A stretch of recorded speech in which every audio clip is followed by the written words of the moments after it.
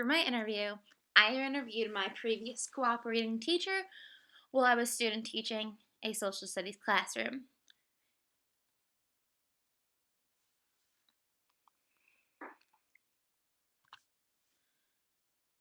So, the first thing I asked him to do was for him to describe his job to me.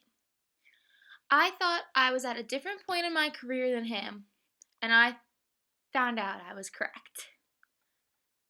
As he taught and got more experience, his roles changed, just as I'm sure mine will. He claimed at the start of his career he struggled with classroom management and had to focus on how to control students. Where he is now, he runs his classroom as a tight ship and knows exactly what will and will not work when trying to control a group of students.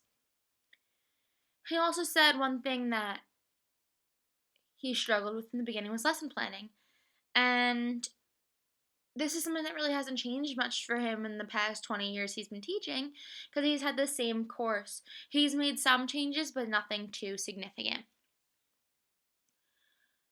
I think that's really interesting because as a new teacher, all of my lessons are new, and I'm pulling from scratch or I'm pulling from other people's lesson plans. But regardless, I don't have files and files and files to go off of the way he does when he's thinking about a lesson. So for me, at the start of my career, lesson planning is really important for him.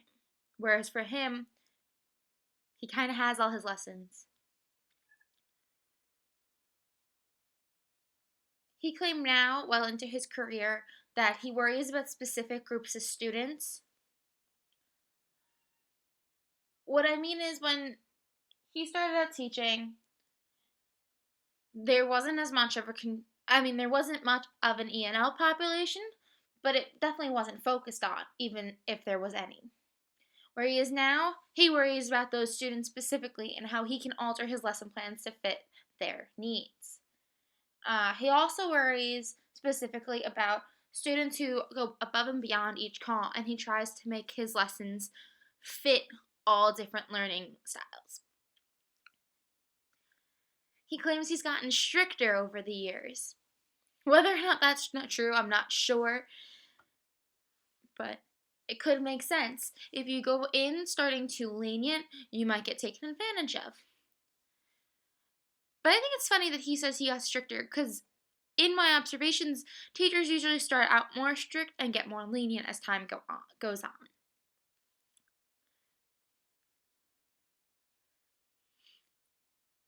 And then I already mentioned it, but instead of spending a significant amount of time replanning lessons and starting from scratch each year, he goes to what he's used previously and alters them, which I think is interesting.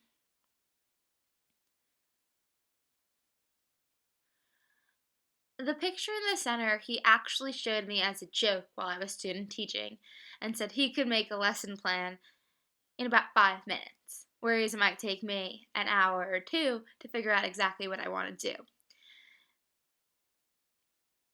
Since he was sort of a mentor, I thought I would include this as his little it gets better type analogy that he showed me when I first started.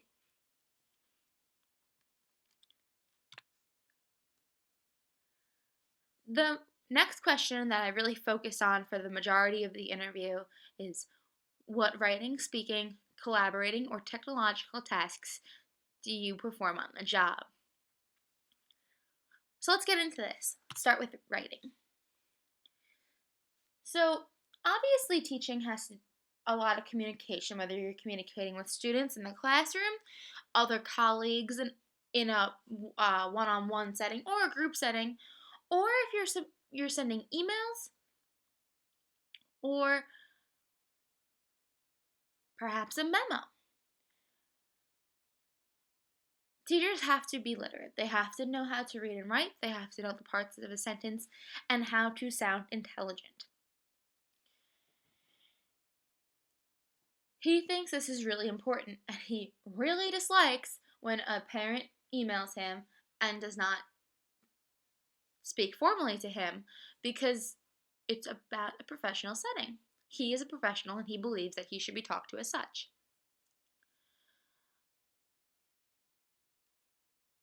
A few weeks back in class, we were talking about how people are very informal in their emails.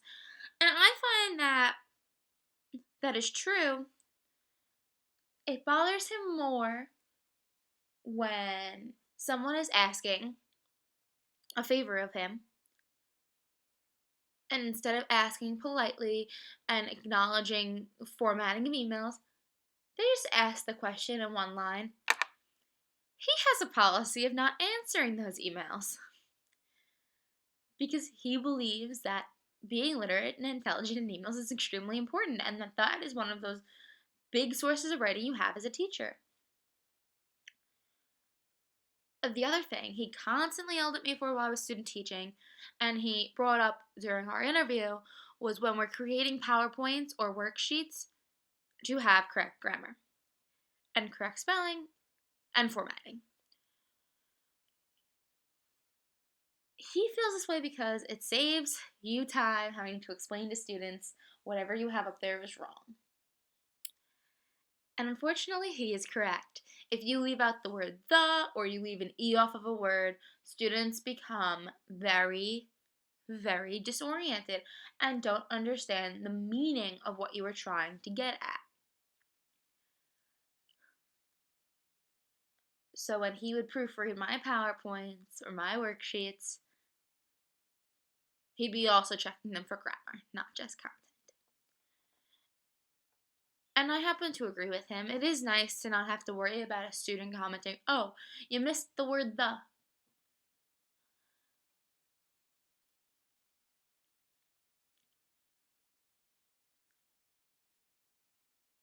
He warned me to be careful of what I take from the internet for these reasons too.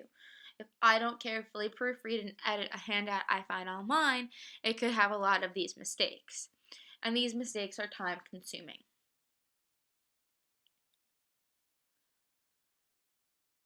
In order to be an effective teacher as well, I think we should have a general understanding of writing.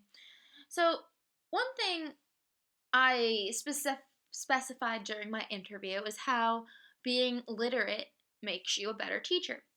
And obviously, he agreed with me. There's no reason not to.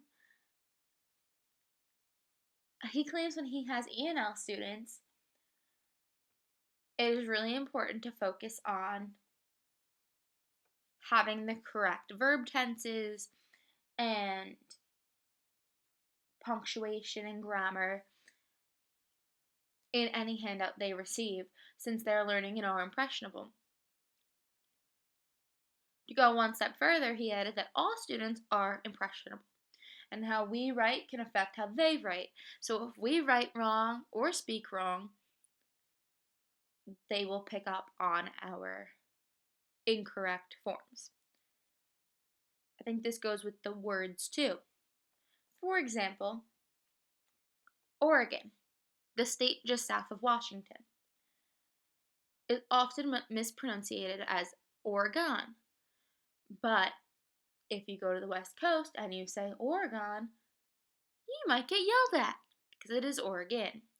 So when you're teaching westward expansion, you say the area that is now Oregon, you're wrong.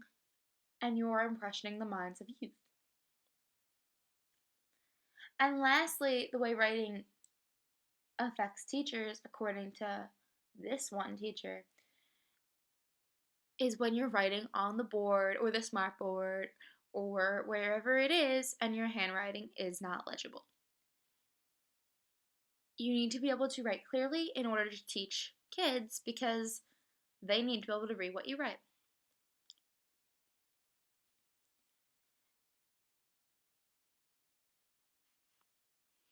Next up is speaking. Speaking is an important aspect of teaching because generally, whenever you're speaking or whenever you're teaching, you have some kind of speaking involved in it. Speaking obviously involves more than just saying words. It involves tone and pitch and speed and can really alter a lesson. So sometimes teachers talk to a class, they talk to students in small groups or one on one, to other staff, administrators, and how you speak to all these different people can be different. For example, when you're speaking to a class, my old cooperating teacher said that you need to project your voice and speak with an authoritative tone. But I'm not going to speak how I would talk about a PowerPoint to a person one on one. I'm going to lower my voice and maybe speak a little bit more kinder or adapt what I'm saying to that specific student.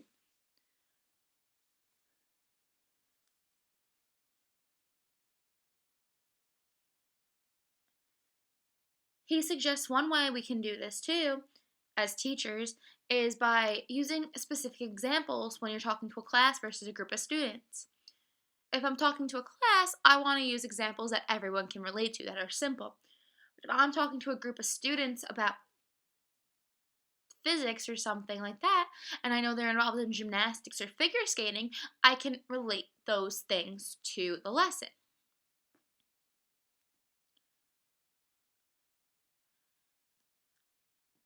He also speaks to different staff members differently. If it's an old friend, he speaks to them as if they're a friend who he's worked with for 20 years. But if it's a new coworker, he might be slightly more professional. Or if it's someone he teaches in the classroom with, he might be very casual with them, not in a class setting, but when there's students around, he's very formal. One thing he specifically does is he calls everyone by their last name. For example, he would never call me by my first name, Danielle. He'd only ever call me Miss Berger. Which at first I thought was strange, but it makes sense because you don't want to accidentally call someone by their first name to a student, or you don't want to run into the problem I'm currently having where you know people's first names, but then students asks, "Oh, do you know so and so?" And you're like, "Maybe."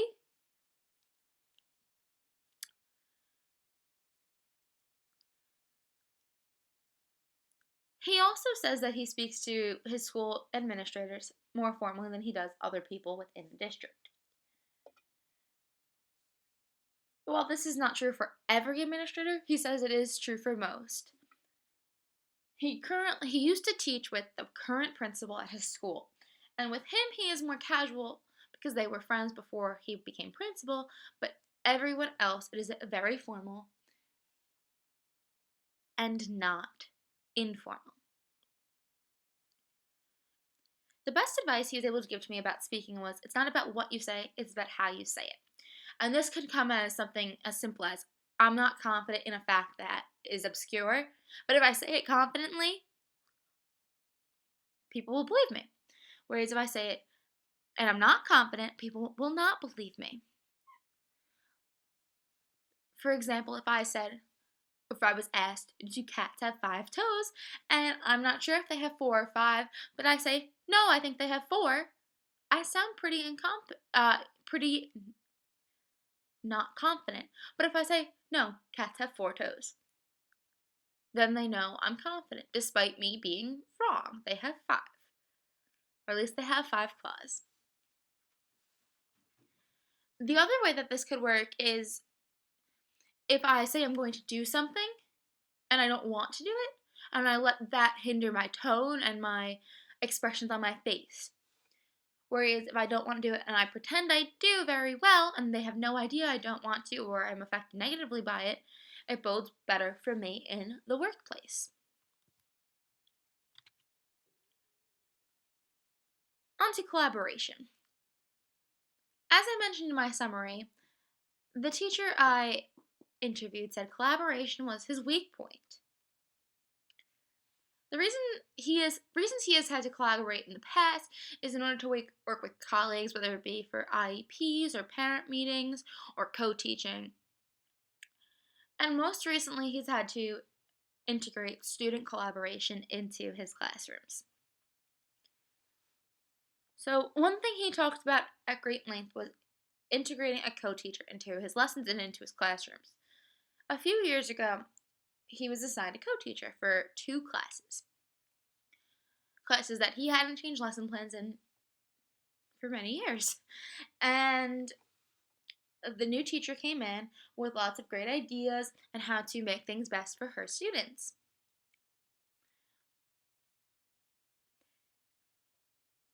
He had to decide whether or not her ideas were good, whether her ideas worked well with his students, and if he should use them. Ultimately, a lot of compromises had to be made, and he did not always like the results, and this was very difficult for him. The other thing he had difficulty with involving collaboration is student collaboration. You see, back when he went to school for teaching, they didn't really focus on collaboration at all, and not even group work. So now that they're pushing collaboration and intricate group activities, he's struggling to find their use points and having students talk to each other rather than being in a teacher-centered classroom. But this is a change of the times, and he is slowly but surely adapting. As for technology, he has seen a lot of changes since he started teaching in the 90s.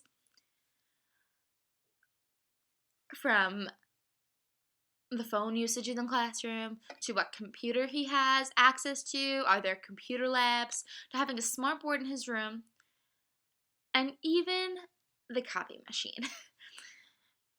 Back when I was student teaching, he had told me a story about how there was this blue or purple ink that they had to like roll all over things to make copies. And I was like, I just press a button. What are you talking about? And I thought this was really interesting, and this is a really great example for how technology makes teaching easier. I can't imagine having to use like touch ink to make copies. And of course, you had the overhead projectors before people had smart boards. That's also kind of a crazy thought for me. As both during my high school career and now as a teacher, I've always had access to a smart board. And the computer. I cannot fathom teaching without a computer. I guess what I'm thinking is typewriters don't exist, but even then, having to type something up not on the screen, not being able to immediately change something if it's wrong, that's crazy to me. And his point of listing these things was how much easier they made his job, and he's a big fan of making things as easy as possible for him. And these are just some changes he's seen in the last 20 years.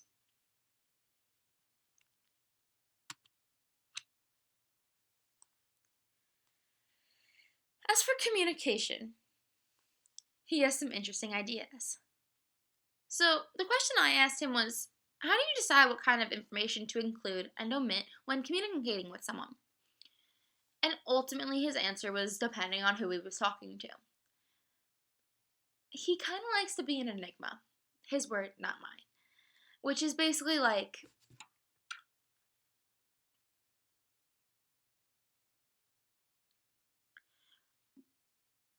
quick definition: a person or thing that is mysterious, puzzling, or difficult to understand, from the Oxford English Dictionary. I'm not sure why he likes this, but he likes to think of himself as an enigma. So if he's talking to someone who he's not particularly close to, he will admit things that are not pertinent to a situation or that can make his story look better and less boring. When he's in important conversations, though, with a principal or another superior, he's an open book because he does not want to get in trouble with the man. Again, his word, not mine. He likes to make his job as easy as possible, and he will communicate in ways that do that.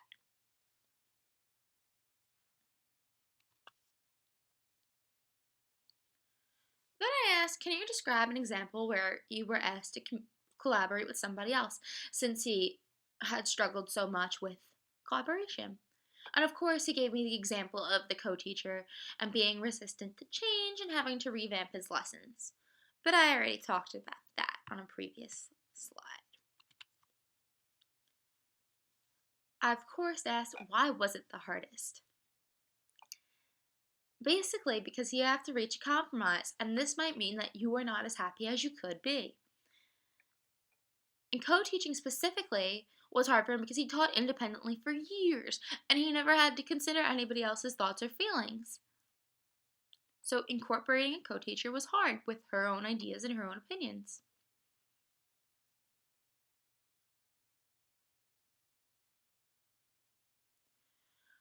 Related to a co teacher, I asked him, why have you had like 10 student teachers if you dislike collaboration? Why did you take them on anyway? He told me, I try to get better at working with others, and hosting student teachers allows me to try different strategies and approaches at a low cost. I liked his answer because he was admitting that he had a weakness and that he could improve on it.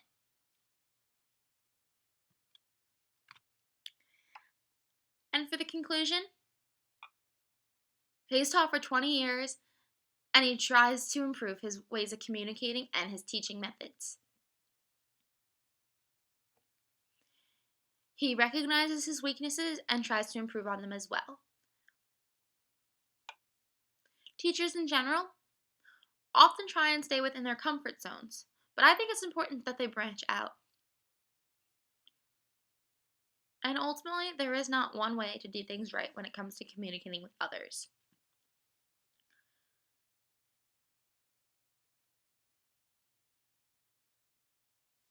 Thank you.